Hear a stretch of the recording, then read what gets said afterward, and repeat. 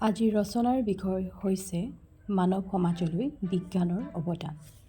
মানৱ সভ্যতাৰ প্ৰগতিৰ এক অন্যতম সপোন হ'ল বিজ্ঞান। বিজ্ঞান মানুহৰ কাৰ্যৰে উল্লেখনীয় সাফল্যৰ এটা দিশ। তথাপি বিজ্ঞানে আকৌ সভ্যতাক আগুৱাই নিয়াটো বিশেষ ভূমিকা পালন কৰিছে। বিজ্ঞানীসকলৰ নেৰানেপেৰা পৰিশ্ৰম আৰু একাগ্ৰ সাধনাৰ ফলত ন আৱিষ্কাৰ আৰু নতুন পৰীক্ষা নিৰীক্ষা হৈ আছে আৰু তাৰ ভিত্তিতে সভ্যতাই ন গঢ় লৈছে। মানৱ সমাজলৈ বিজ্ঞানৰ অৱদান বোলোতে আমি আচৰিত নহৈ নোৱাৰোঁ যে ছেফটি পিনৰ পৰা ছুপাৰ কম্পিউটাৰলৈকে এই সকলোবোৰেই বিজ্ঞানৰ অৱদান, যিবোৰৰ ভিত্তিতে আজি মানৱ জীৱন সমৃদ্ধ হৈছে আৰু মানুহে মহাকাশতো নিজৰ বিজয় সাব্যস্ত কৰিব পাৰিছে। বিজ্ঞাননো কি? বিজ্ঞান হ'ল পৰীক্ষালব্ধ আৰু প্ৰণালীবদ্ধ জ্ঞান। সভ্যতাৰ আদিম স্তৰে পৰা মানুহে নিজৰ চিন্তা শক্তিৰে নানানটা পৰীক্ষা নিৰীক্ষা চলাই নিজৰ প্ৰয়োজন মতে জগতৰ বস্তুবোৰ গঢ়ি পিটি নিজৰ কামত লগাইছে। কিন্তু আদিম স্তৰত এনেবোৰ জ্ঞানেৰে প্ৰয়োজনীয়তা পূৰণ হ'লেও তাকে প্ৰণালীবদ্ধভাৱে পৰীক্ষা কৰাৰ ব্যৱস্থা নাছিল। সেয়েহে বহু ঘটনাৰ প্ৰকৃত কাৰণ নিৰ্ণয় কৰিব নোৱাৰি মানুহে নিজৰ মনৰ জোখাৰে কেতবোৰ কল্পনা বা অনুমান কৰি লৈছিল। এনে প্ৰৱণতাৰ ফলস্বৰূপে সমাজত ভালেমান অন্ধবিশ্বাসৰো জন্ম হৈছিল। কিন্তু এনেবোৰ ব্যৱস্থাৰ মাজেদিয়ে সমাজ আগবাঢ়িছিল আৰু নতুন উদ্ভাৱনৰ বাবে মানুহে সদায় প্ৰচেষ্টা চলাইছিল। সপ্তদশ শতিকাৰ মাজভাগত ইউৰোপত এচাম লোকে চিন্তা, গৱেষণা আৰু প্ৰয়োগ কৌশলৰ উদ্ভাৱন কৰি জগতত বিস্ময়ৰ সৃষ্টি কৰিলে। যন্ত্ৰৰ আৱিষ্কাৰ হ'ল আৰু যন্ত্ৰৰ আৱিষ্কাৰে যোগাযোগ, শিল্প, উদ্যোগ আদিত বিপ্লৱ আনিলে। লিঅ'নাৰ্ডো দা ভিঞ্চিৰ দৰে মনীষীয়ে প্ৰণালীবদ্ধ পৰীক্ষাৰ ওপৰত গুৰুত্ব আৰোপ কৰিলে আৰু তেওঁৰ অসাধাৰণ কল্পনা শক্তিৰে ভালেমান দিশত নতুন তথ্যৰ সন্ধান দি থৈ গ'ল।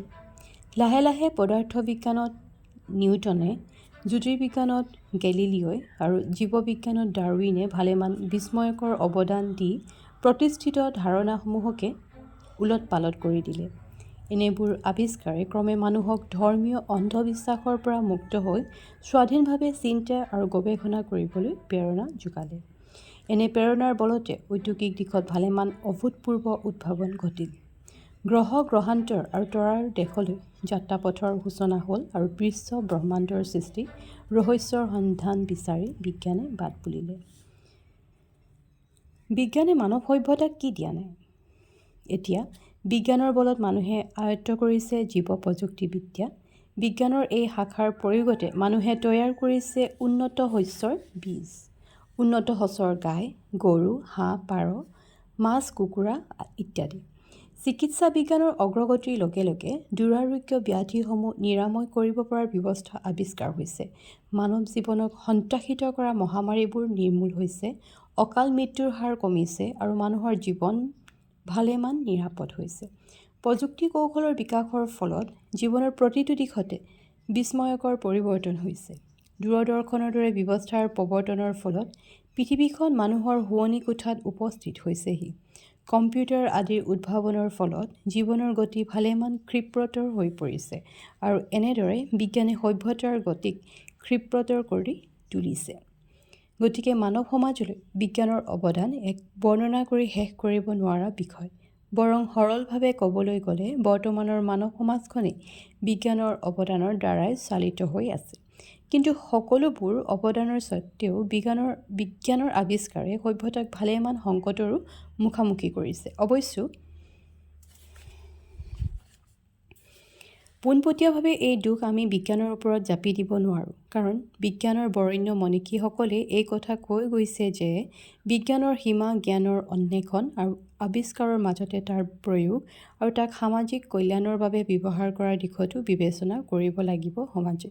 কাৰণ মানৱীয় প্ৰমূল্য গঢ় দিয়াৰ কাম সমাজৰহে।